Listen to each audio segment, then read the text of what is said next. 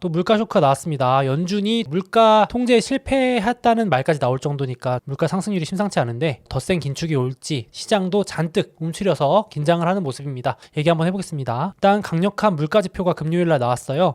물가가 세게 나올 거라고 예상했지만 그 세게 나온 것보다도 더 높은 물가 상승률이 나오면서 시장이 결국 잘 버티다가 막판에 좀 하락을 했습니다. 여기 주간 수익률 초록불 들어온 엔비디아가 초강세였죠. 요거 빼고는 거의 다 떨어졌다고 보시면 될 것 같아요. 그렇죠? S&P 500도 3%, 나스닥도 거의 4%, 다우도 거의 3%, 반도체, 금리 오르면서 채권도 빠지고요. 거의 다 빠졌습니다. 성장주뿐만 아니라 가치주, 에너지주 다 빠졌습니다. 전반적으로 빠진 한 주였고요. 그래서 저도 몰랐는데 보니까 올해 최악의 한 주였대요. 왜냐면 올해 증시가 너무 좋았으니까 이렇게 한 주에 뭐 2, 3% 이상 빠진 적이 지나고 보니 없었던 것 같아요. 그렇죠? 벌써 2달 지나가고 있는데 최악의 한 주였을 정도로 전반적으로 빨간불이 많이 들어온 한 주 동안의 수익률입니다. 이렇게 안 좋았던 한 주였다. 이렇게 보시면 될 것 같은데 역시 물가 때문이겠죠? 정말 이런 말이 나옵니다. 요즘 물가 잡히는 거 진짜 맞아? 더 높아졌습니다. 상승률이. 여기도 보시면 연준이 가장 중요하게 생각하는 물가 지표 중에 하나인 PCE, 개인 소비 지출 물가 지수라는 게 있는데 요게 이렇게 내려오다가 검은색 7개월 만에 다시 반등을 했습니다. 그러니까 물가 상승률이 내려와도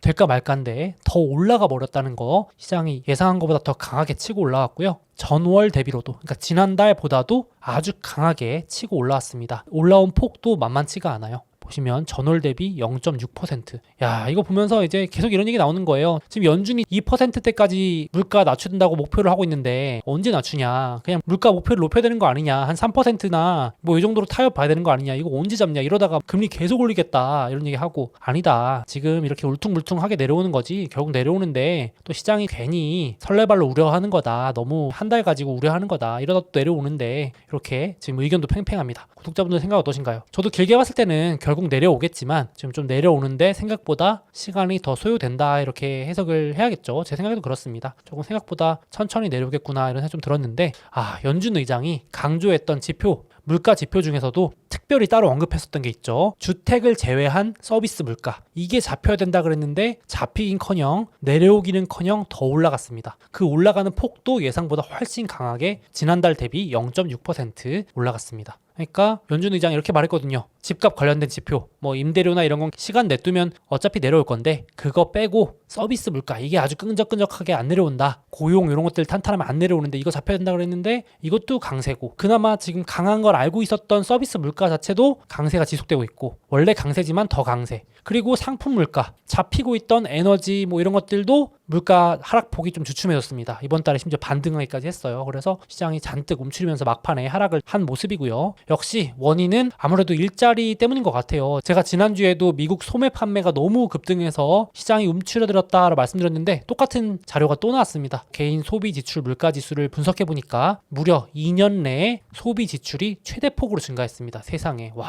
전월 대비 1.8. 뭐 이 숫자 자체가 중요하다기보다는 지금 긴축을 하면서 소비를 좀 위축시켜가지고 물가를 잡으려고 하는데 지금 미국 분들 나가서 소비 엄청 하신다 이렇게 나와버리니까 어리둥절한 거죠. 보시면 자동차 상품 소비도 하시고 서비스도 강력하게 소비를 하고 있고 물가가 오른 걸 반영해도 늘어나니까 이 늘어나는 폭이 줄어들어야 되는데 오히려 올라가고 있으니까 경기가 과열 양상을 보이고 있으니까 야 이거 진짜 지금 50년 최저 실업률이다 보니까 소득이 받쳐주니까 소비가 이어지는구나 이렇게 해석이 되고 있죠. 그래서 역시 고용 잡아야 된다. 결국은 일자리 이거 해고가 더 늘어나지 않고서는 이 물가 못 잡는다. 이 얘기가 다시 나오고 있고 아니다. 이거 일시적이다. 지금 소득은 0.6 늘어났는데 소비는 1.8 늘어나는 거 보이지? 이거는 소득보다도 번 돈보다도 무리해서 돈 쓰고 있는 거다. 이거 신용카드로 돌려막기 하는 거다. 이거는 소비가 지속될 수 없다. 어렵다. 반짝 소비다. 결국 잡힌다. 라고 이제 반반 또 의견이 갈린 상황입니다. 구독자분들 어떠신가요? 저는 이제 결국은 소비 위축이 될 것 같은데 어쨌든 지금 일자리가 받쳐주면서 임금도 같이 상승해주고 있기 때문에 역시 뭐 복합적인 요인 같아요. 딱 하나 때문이다라고 하긴 어렵고 역시 고용도 한몫하고 소비가 유지되고 있는 것도 한몫하는 것 같은데 그러다 보니까 이런 이슈들이 나옵니다. 도미노 피자라고 아시죠, 여러분들? 미국의 대표 피자 회사하고 상장돼 있거든요. 도미노 피자랑 파파존스가 상장돼 있습니다. 저도 좋아하는 피자 브랜드이긴 한데 도미노 피자가 이번 주에 실적 발표하면서 뭐라 그러냐면은 폭락을 했거든요. 배달할 사람이 없다. 구인난인 거죠. 인건비를 얼마를 준다 그래도 안 오는 거죠, 구직자분들이. 그래가지고 한 주 만에 16% 폭락했습니다.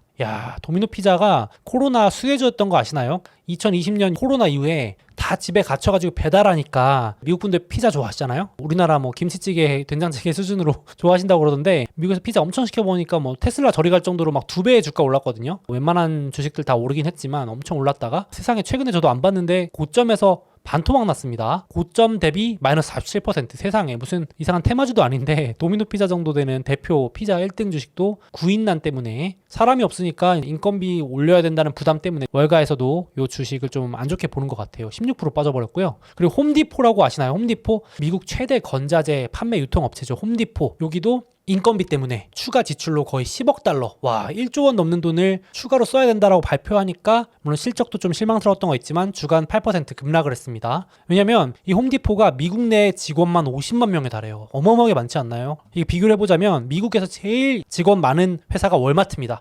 월마트가 미국에만 100만 명이 넘고요. 제일 많을 거예요, 제가 알기로. 그리고 두 번째가 아마존. 아마존도 미국에도 100만 명 넘는 직원들이 있는데 홈디포가 50만 명이니까 거의 탑5 안에 들어갈 겁니다. 대규모의 고용을 담당하고 있는 회사인데 인건비 한 사람당 1,000원씩만 올려줘도 인건비가 어마어마하겠죠. 그러니까 지금 구인난인 거죠. 그러니까 결국은 이게 지금 계속 물가 상승, 인건비 상승 이게 악순환이 이어지고 있는 증거들이 계속 나오니까 실제로도 여기 보시면은 S&P 500의 마진율이 6분기 연속 하락하고 있다는 자료입니다. 왜냐면은 인건비가 너무 비싸지니까 오른쪽 자료들 보셔도요. S&P 500 한 기업이 벌어들인 돈 중에서 절반 넘는 60%가 인건비입니다. 엄청나죠, 진짜. 그러니까 이제 인건비 올려주고 하다 보니까 순이익률이 낮아지는 겁니다. 근데 지금 계속해서 물가 올라가면 직원분들한테 물가에 맞춰서 임금 또 올려줘야 되고 그러면 인건비 부담은 계속 커질 거고 그렇겠죠. 그러니까 순이익률은 계속 낮아지는 악순환. 이래서 기업 실적이 낮아진다고 하는 건데 그러니까 확실히 고용이 잡히든 뭐 물가가 잡히든 어떤 형태로든 잡아야겠죠. 이게 진짜 악순환이 될 것 같고 증시에도 뭐 좋을 게 없는 상황인데 요건 참 웃을 수만은 없는 얘기인데 여러분 맥킨지라고 들어보셨나요? 컨설팅 펌 고객사 감원 자문해주는 맥킨지조차도 본인들조차도 역대 최대 2,000명 전무후무한 인력의 감원을 발표했습니다. 참 사람 자르라고 조언하는 회사가 자기네들도 지금 내보내야 되는 상황. 인건비 부담 때문이겠죠. 그리고 구글도 구글 정도 되는 회사가 이렇게까지 하나 싶어서 가져왔는데 오죽하면은 직원 2명이서 책상 하나 같이 써라. 그래서 데스크 쉐어링 프로젝트를 한대요. 이제 아니 구글이 그렇게 돈이 없는 회사가 아닌데 그렇게 지금 마진 압박을 많이 느끼나 이런 생각이 들었습니다. 물론 재택근무하고 이러면은 하이브리드형 근무하시면 책상 하나 사무실에 놓고 이제 월수에 출근하시는 분이 한번 쓰고 화목에 출근하신 분이 한번 쓰고 이게 이상한 건 아닌데 구글도 갑자기 이제 하다 안 되니까 이런 것까지 한다 뭐 이런 얘기 나오더라고요. 그래서 그것 때문에 빠진 건 아닌데 주간으로도 한 7% 많이 빠졌죠. 지금 고점에서 다시 절반 가까이 빠지면서 저점 깨질락 말락합니다. 세상에 구글 지금 AI 테마가 무색하리만큼 고점 대비 41% 빠지고 있고요. 그리고 이제 이번 주에도 이런 얘기 나왔어요. 구글이 유튜브 고화질 보려면 돈 내라. 확정은 아닌데 공식 성명은 안 내는데 지금 기사들이 나오는 거 보니까 테스트 하는 것 같아요. 이제 유튜브 화질 설정하실 수 있잖아요. 고화질, 저화질, 일발화질. 그러면 예를 들어서 고화질 보려면 프리미엄 월 구독료 내게끔 하는 거죠. 이제 검토한대요. 이런 식으로 좀 차등을 두는 것 같은데 요즘 광고가 잘 안 들어오나 이 생각 좀 들긴 합니다. 유튜브가 요즘 아무래도 경기 침체 우려 때문에 잘 안 되나 뭐 이런 생각도 들면서 수익 압박이 많이 들어오나 이런 개인적인 생각이 듭니다. 물론 이런 얘기도 있어요. 1월에 주식 코인 강하게 반등한 거 아시죠? 1월 달에. 요번에 좀 흥미로운 자료가 미시건대에서 한 달마다 발표하는 소비자 심리지수라는 게 있는데 조사를 좀 더 상세히 해보니까 주식이나 코인 보유하신 분들이 돈 벌어가지고 그걸로 이제 돈 쓰러 나왔다라는 얘기도 있더라고요. 그래서 그거 덕분도 있대요. 여기 보시면 주식을 많이 사신 분들이 아주 심리지수가 긍정적으로 급등했다. 그러면 주식 코인 또 빠지면 또 소비 심리지수가 확 가라앉나 이런 생각도 들긴 하는데 그 정도로 좀 1월은 복합적으로 날씨도 따뜻했다고 하고 고용도 생각보다 괜찮았고 막 이러면서 복합적으로 좀 좋았던 것 같긴 합니다. 이게 이어질지는 좀 더 봐야 될 것 같아요. 그래서 이제 3월 22일 날 금리 인상을 앞두고 있는데 지금까지 나온 지표들은 다 쇼크입니다. 제가 순서대로 보여드리면 1월 달에 나온 고용도 쇼크, 소비자 물가, 생산자 물가도 쇼크, 소매 판매도 쇼크, 금요일 날 나온 PCE 물가 지표에서의 물가도, 소매 판매도, 지출도 다 쇼크였습니다. 이렇게 되면 이제 금리를 올릴 수밖에 없겠죠. 얼마나 더 많이 올리냐의 문제로 넘어가는 건데 이제 요거 2번 남았거든요. 3월 금리 인상 전까지 2월 고용 1번, CPI CPI 한 번 남았는데 이거에서 갑자기 서프라이즈가 나오지 않는 이상은 웬만하면 이제 금리를 계속 올리겠죠. 그래서 시간이 얼마 없는데 이렇게 될 것 같고, 그러다 보니까 월광제 JP모건의 다이먼 회장이 있습니다. 제이미 다이먼 회장이 조심스럽게 이런 말까지 합니다. 되게 조심스럽게 말하더라고요.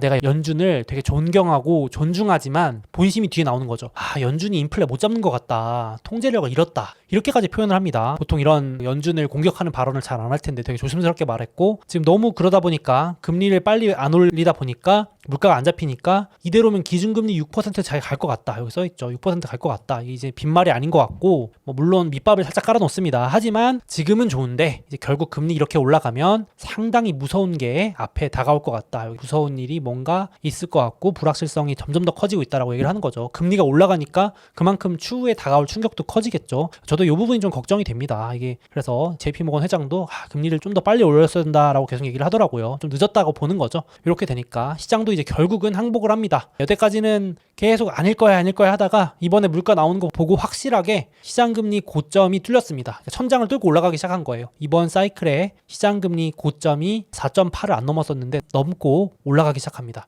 요 2년물 금리가요, 검은색 보이시죠? 요게 기준금리를 선행하는 지표입니다. 그래서 여기 보시면 과거 2008년 금융위기 직전에도 2년물 금리 검은색이 5.25를 먼저 찍고 내려가기 시작하니까 기준금리도 내려오기 시작하는 거 보이시죠? 빨간색. 이때도 2년물 금리가 5.25, 기준금리도 5.25까지 올랐다 내려오고, 과거 지난번 금리 인상 사이클 때도 검은색이 먼저 내려오니까 기준금리가 뒤따라 내려오는 거 볼 수 있습니다. 이번에는 근데 지금 내려가긴커녕 더 올라가고 있다는 얘기는 역시 시장에서 이제 기준금리가 올라갈 수밖에 없다에 베팅을 하고 있는 거죠. 항복을 한 것 같습니다. 제가 봐도 이건 뭐 거의 반박 불가할 정도로 금리가 지금 4.75인데 5 간다고는 거의 확실시 되는 분위기입니다. 그래서 어디까지 올라가느냐의 문제가 또 돼버렸고, 그리고 단기 채권 금리. 제가 지난주에 미국의 초단기 금리, 6개월 금리, 이런 거 예적금 금리 같은 거라고 보시면 되겠죠? 그게 5% 넘어서 난리 났다 그랬는데 이번 주에는 1년짜리도, 1년물 금리도 5%를 15년 만에 돌파했습니다. 세상에. 하나 둘 다 5를 넘고 있어요. 이게 진짜 숫자로 봐서 그렇지 미국의 적금 이자 5% 준다 그러면은 어마어마하지 않나요? 5% 그냥 완전 안전자산. 원금 손실 절대 없는데 이자 5% 따박따박 준다, 연이자로. 이거 매력적이지 않나요? 그러니까 이제 점점 이런 상황이 오는 거죠. 그래서 2년물 금리도 4.8 돌파했고 심각합니다. 이게 금리가 올라가기 시작하는 게 좀 심상치 않은 부분. 그래서 이제 시장에서도 이제 금리 인상 종료가 원래는 상반기로 예정돼 있었는데, 그쵸? 늦어봐야 3월, 5월 정도면 금리 인상 종료. 그래서 시장이 이제 기대하면서 다 왔다. 드디어 금리 인상 상반기 얼마 안 남았다 이랬는데, 이렇게 되면 이제 하반기로 넘어갑니다. 이것도 좀 시장이 좀 실망한 부분이고요. 저도 이거 매번 보여드리는데 계속 높아집니다. 매번 하나씩 더 그려요. 벽돌을 하나씩 더 쌓고 있습니다. 지금 4.75인데 3월에 5, 5월에 5.25, 6월에 5.5까지 간다고 이제 반영을 하는 거죠. 그래서 보시면은 기준금리 고점이 5.4를 돌파했습니다. 그러니까 5.5, 최소 금리 인상 3번을 지금 반영을 하고 있는 거죠. 볼수록 놀랍습니다. 이거 언제까지 가나요? 벽돌이 왜 계속 쌓이는지. 여기서 끝났어야 되는데 계속 높아집니다. 참 그렇게 되고, 그러니까 시장에서도 더 충격적인 건 아예 연말 금리 인하 기대가 소멸했습니다. 여기 보이시죠? 5.55짜리 고금리가 내려갈 기미도 없이 그냥 쭉 이어진다는 거예요. 연말까지. 와, 진짜 대박입니다. 미국의 기준금리가 5.5로 한 번에 숨 쉴 틈도 안 주고 그냥 유지된다. 이제 시장이 항복한 거예요. 제가 봐도 여태까지는 계속 연준이 아니야 해도 시장이 에이 그러면서 내릴 거잖아요. 어차피 연말에 금리 인하할 거잖아요. 베팅했었는데 지금 시장도 찍소리 안 하고 지금 안 되겠다. 항복 이렇게 하고 있는 모습입니다. 그래서 6월까지 올리고, 이게 다수 의견. 이제는 아무도 반박을 안 하죠. 이제 5% 넘어간다 그러는 거에서 아무도 이상한 말이라고 안 하는 상황이 와버렸고, 하반기 금리 인하도 완전 소멸했습니다. 이것도 지금 두 가지 큰 포인트 변화, 증시가 많이 실망을 한 부분입니다. 숙연하게 받아들이는 모습으로 금요일날 많이 하락 출발을 해서 마감을 했고요. 그래서 뭐 우스갯소리를 제가 매주 보여드렸는데 진짜 이거 어디까지 갈까요, 여러분들? 연준 의장의 키에 기준금리 고점이 비례한다라는 장표인데, 지금 버냉키 전 연준 의장보다 파월 의장의 키가 크기 때문에 지금 5.5가 반영되고 있잖아요. 이거 제가 계속 한번 업데이트 해보겠습니다. 어디까지 가려는지 무섭습니다. 이게 5.25보다 높아진다가 현실화되고 있는 것 같아가지고 이렇게 될 것 같고, 그리고 이제 시장이 하나 더 우려하는 거는, 구독자분들도 참고해 주시면 좋은 게 3월 달에 이제 점도표가 또 나옵니다. 3개월 만에 점도표, 연준 내부에서 점 찍는, 금리의 경로에 투표를 하는, 그러니까 연준 내부의 생각을 그래도 가장 적중률 높게 솔직한 마음을 들어볼 수 있는 점도표를 우리가 확인할 수 있습니다. 곧 한 달도 안 돼서. 근데 지난번에 12월 달에 발표한 점도표상에서는 5.3이 다수 의견이었어요. 여기 보시면 5에서 5.5 사이가 다수인 거 보이시죠? 그러니까 확실히 연준 위원들은 이미 시장이 뭐라 하든 5에서 5.5 사이는 다 알고 있는 사실이라서 지금도 긍정론자분들은 증시가 버틸 수 있는 게 지금은 예상 범주다. 5.5만 안 넘으면 괜찮은데 와 여기 두 명이 5.5 넘게 찍었었거든요. 이게 연준의 초강경 매파겠죠. 누굴까요? 누군지 모르겠는데 지난번에도 5.5를 넘어야 된다고 찍으신 분들입니다. 두 명 있는데 이번에는 정말 6%가 찍힐 수도 있다라는 우려가 나오는 거죠. 과연 그럴까 싶긴 한데 내부적으로 6자의 숫자가 찍히면 또 엄청 걱정하겠죠. 그때는 5만 찍혀도 위험하다고 그랬는데 이제 6을 걱정하고 있습니다. 점점점 높아지고 있는 상황인데 그래도 다행히도 전 좀 긍정적으로 아직까지는 보는 게 일단 연준의 최대 강경파도 5.5를 넘기는 발언은 안 나와요. 오히려 시장을 좀 다독이면서 빨리 올리는 건 맞는데 5.3 정도 내외면 적절하다. 금리를 빨리 올려서 연준 신뢰도를 찾자. 지금 또 연준 통제 못한다 이런 소리 나오니까 약간 기분이 나빴나 봐요. 그러니까 금리 빨리 올려가지고 차라리 그냥 이 정도에서 고금리 유지시키면 우리 또 인플레 잡을 수 있다 이런 얘기 나오고 긍정적으로는 아직 5.5를 막 넘겨야 된다 이런 소리는 안 나오고 있습니다. 연준 내부적으로는. 하지만 돌아오는 주에 좀 보셔야겠죠. 여기 제가 날짜 다 적어놨습니다. 연준 내 강경파들의 발언이 돌아오는 주에 이어집니다. 이분들이 어디까지 보는지 한번 말을 한번 들어봐야 될 것 같은데 개인적으로는 혼자서 독단적으로 뭐 6%막 이렇게 말씀은 안 할 것 같아요. 그래서 그렇게 시장에 충격은 안 줄 것 같은데 이번 주에는 제임스 블러드 연준 매파 위원이 빨리 올리자. 요 메스터 총재도 5.25에서 5.5까지 유지. 그러니까 그 이상은 아직 자기도 모르겠다. 조심스럽게 발언을 했고 중도파도 고금리 유지하자. 이 정도로 말해서 시장이 뭐 쇼크까지는 아니었다라고 해석이 되는데 돌아오는 주 한번 봐야겠죠. 요거 캘린더도 제가 정리해서 참고하시면 좋을 것 같고 거기다가 달러. 와 여러분들 이제 금리 올라가니까 결국은 달러가 긴가민가 했는데 4주 연속 상승 중인 거 아시나요? 어느새 지금 4주가 됐습니다. 오른쪽 표 보시면 기술적으로 단기 저항도 돌파했다 그러고 한국도 장 외에서는 1315원까지도 갔거든요. 스멀스멀 오르더니 검은색 그래프 급등한 거 보이시죠? 이게 달러, 원달러 환율입니다. USD KRW. 야, 그래서 지난주에 1,300원 돌파하니까 외환당국 긴급회의도 소집하고 지금 혹자는 외환보유고 엄청 태워서 1,300원 방어하려고 했다고 하는데 지금 뚫렸죠. 그래서 돌아오는 줄 봐야겠지만 결국은 금리가 천장을 뚫어버리니까 미국 시장금리가 방법이 없죠. 올라가는 것 같습니다. 그래서 한국은행 총재분도 지금 인도 가 있거든요. 재무장관 회의 때문에. 거기서 인터뷰한 게 라이브로 있어서 한번 들어봤는데 엄청나게 불확실성이 있다. 뭐 사실상 모르겠다라고 얘기를 하고 있고 추가 금리 인상 열려 있다. 미국이 가면 어쩔 수 없다라는 얘기가 되는 거죠. 미국이 계속 올리는데 뭐 한국이 용가리 통뼈도 아니고 어떻게 버티겠습니까? 거기다가 지금 제가 보니까 외국에서도 외신들도 한국을 주목하는 이유가 주요국 중에서 가장 먼저 한국이 금리 인상을 멈췄거든요. 이것도 참 신기하더라고요. 그러니까 G7 중에서는 금리 인상을 멈춘 나라가 캐나다가 이제 다음 달에 처음으로 멈춥니다. 캐나다도 부동산 때문에 지금 변동금리가 심해가지고 다음 달에 이제 금리 인상 종료를 선언했거든요. 근데 그 G7 빼고는 주요 국가 중에 덩치 큰 나라 중에서는 가장 먼저 한국이 멈춘 겁니다. 이게 경기 침체 우려 때문에. 그러니까 오히려 이게 좋게 봐야 되나 나쁘게 봐야 되나 참 그런데 나중에 이제 또 한미 금리 차가 벌어지면 이슈가 또 될 수도 있고 벌써 그런 좀 우려가 또 다시 불거지는 것 같습니다. 환율도 좀 유심히 봐야 될 것 같아요. 달러랑 금리 계속 봐야 될 것 같고요. 그리고 뭐 한국만 문제가 아닙니다. 제가 대표적으로 얘기를 들어서 그렇지 일본도 이번 주에 발표된 물가 상승률이 또 가속합니다. 낮아서 별거 아닌 것처럼 보이지만 일본은 물가 계속 올라갑니다. 4에서 4.2. 근원 물가도 그렇고 다 올라갑니다. 그러니까 지금 일본도 지금 난리래요. 물가 때문에 올라가가지고 지지율 낮아지고 이러니까 여론 안 좋아지니까 정부가 압박 넣어가지고 도요타도 20년 만에 최고폭으로 임금 인상. 그러니까 노조가 요구하는 거 다 수용했답니다. 올려달라는 대로 올려준다고 할 정도로 여기가 올려주면 뭐 자동차 후방 산업들 다 올려줘야겠죠. 닌텐도 게임 선두 기업들이니까 여기도 올려주면은 미디어 컨텐츠 기업 다 올려줘야 되고 유니클로 일본 의류 회사니까 의류 회사 여기 대장에 올려주면은 다 올려줘야겠죠. 그러니까 이제 미국만 그런 게 아니고 한국도 그렇고 일본도 그렇고 지금 전반적으로 악순환인 것 같습니다. 물가 오르니까 인건비 올리고 또 올라가고 또 올라가고. 그래서 IMF도 이번 주에 기고글이지만 야 이거 아시아 국가 이거 근원 물가 안 잡히는데 지금 미국이 올라가면은 이거 아시아도 따라 올려야 되지 않겠니? 라면서 걱정하는 글을 또 올리기도 했습니다. 그래서 근원 인플레가 너무 안 잡힌다. 일본이고 한국이고 다 안 잡히는데 이러면 금리 인상해야 될 수도 있다라면서 일본도 지금 금리 저렇게 낮게 유지하는 게 괜찮을까 걱정스러운 말도 올리기도 해서 좀 주목을 받았습니다.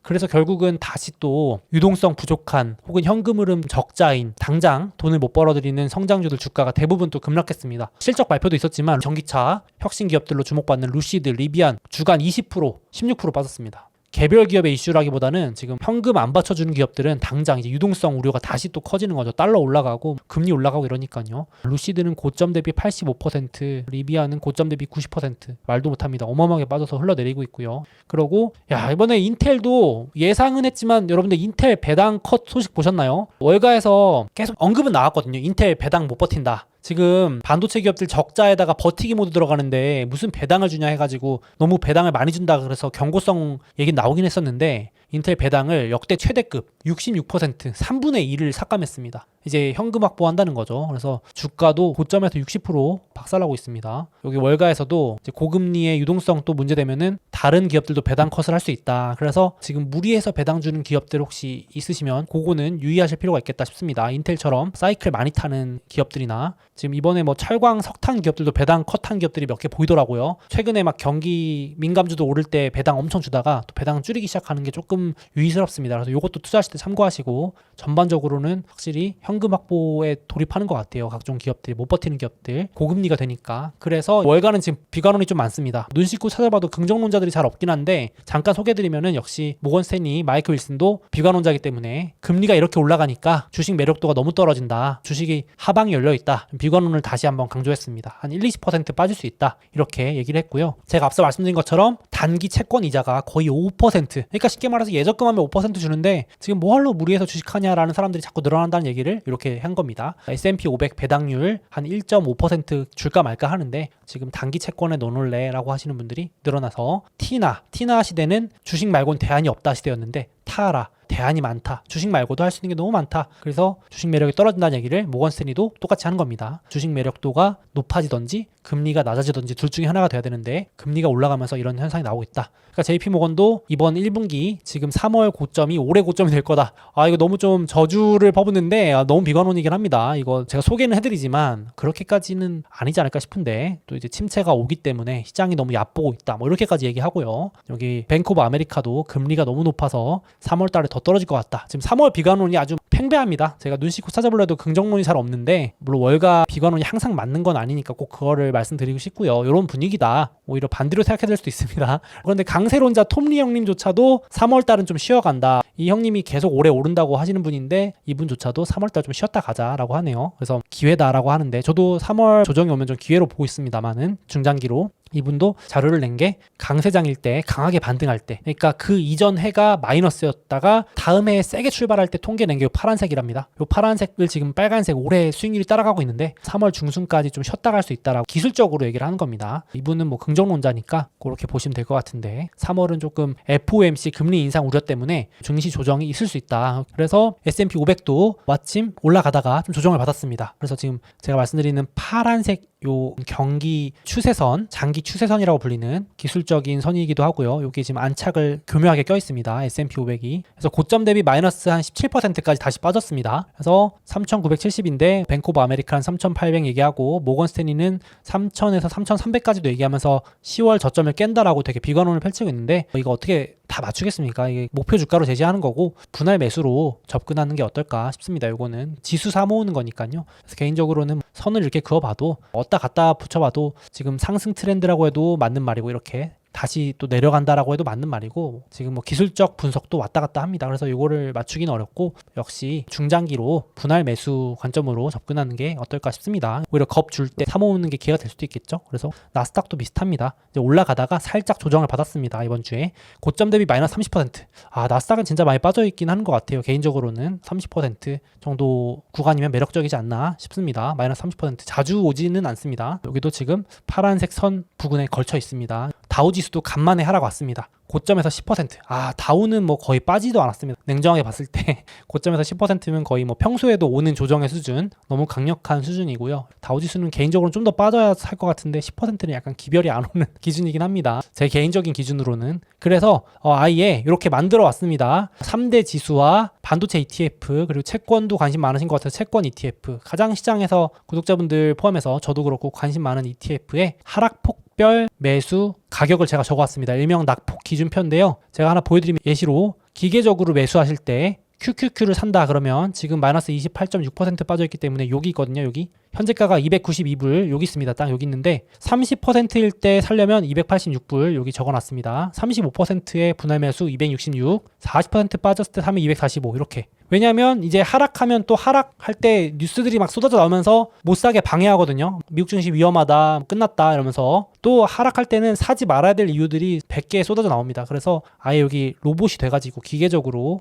매수하시는 것도 하나의 방법이 될 수 있습니다. 뉴스를 보면 오히려 방해만 되는 경우도 있으니까, 소음일 수 있으니까 장기로 보실 수 있는 분들은 기계적인 분할 매수, 시장 지수니까요. 개별 주식도 아니고 시장 지수니까 특히나 장기 우상에 염두에 두고 이렇게 제가 현재 위치 표시해놨습니다. 그래서 제가 하락장 올 때마다 네이버 카페 이쪽에 비정기적으로 업로드를 좀 해두겠습니다. 같이 한번 보자는 의미로 참고하시면 좋겠습니다. 그리고 돌아오는 주 캘린더, 이제 3월입니다. 벌써 3월입니다. 뭐니 해도 테슬라 투자자의 날이 있고요. 3월 1일. 테슬라 어떻게 실망감에 빠질지, 아니면 AI 막 이런 서프라이즈를 주면서 증시 반등을 좀 견인해줄지, 엔비디아도 그랬듯이요. 한번 저도 기대가 되고 봐야 될 것 같습니다. 뭐 별거 없으면 또 실망감에 막 보통 인베스터 데이 끝나고 폭락을 많이 했었는데 지금 그걸 섣불리 예단하기는 좀 어렵고요. 요게 하나가 있고, 그리고 돌아오는 주엔 중국의 1년에 가장 중요한 양회가 열립니다. 요거는 내용보다도 중국이 이제 막 경제 성장률, 올해 뭐 GDP 얼마 성장하고 이런 계획이나 프로젝트들을 발표합니다. 그래서 보통은 증시에서 좋게 해석하는 편입니다. 막 부양책들도 발표하고 그러거든요.